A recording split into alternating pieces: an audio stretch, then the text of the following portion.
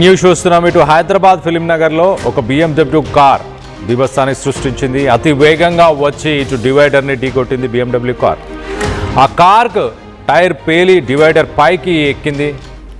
Car ముందు భాగం పూర్తిగా ధ్వంసం అయిపోయింది. ఇటు ఎయిర్ బెలూన్ ఓపెన్ కావడంతో ఇటు ప్రమాదం తప్పినట్టు తెలుస్తుంది. ఆ కారు నడిపిన యువకుడికి స్వల్ప గాయాలయ్యాయి.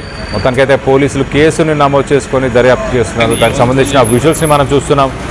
ముందు ఉన్న టైర్ భాగం మొత్తానికైతే ఆ టైర్తో సహా ఆ ముందు భాగం అంతా కూడా పూర్తిగా డ్యామేజ్ అయిపోయింది. టైర్స్ అన్నీ కూడా విడిపోయాయంటే అర్థం చేసుకోవచ్చు ఎంత స్పీడ్లో మొత్తానికైతే ఆ BMW కార్ని ఆ యువకుడు నడిపాడు. సరైన సమయంలో ఆ ఎయిర్ బెలూన్స్ ఓపెన్ కావడంతో మొత్తానికైతే ఎలాంటి అవాంఛనీయ సంఘటనలు చోటు చేసుకోలేదు. దానికి సంబంధించిన విజువల్స్ని మనం చూస్తున్నాము. Black colour BMW car. ఆ కార్కి సంబంధించి ఇటు లెఫ్ట్ సైడ్ ఉన్న వీల్ పూర్తిగా ఊడిపోయింది.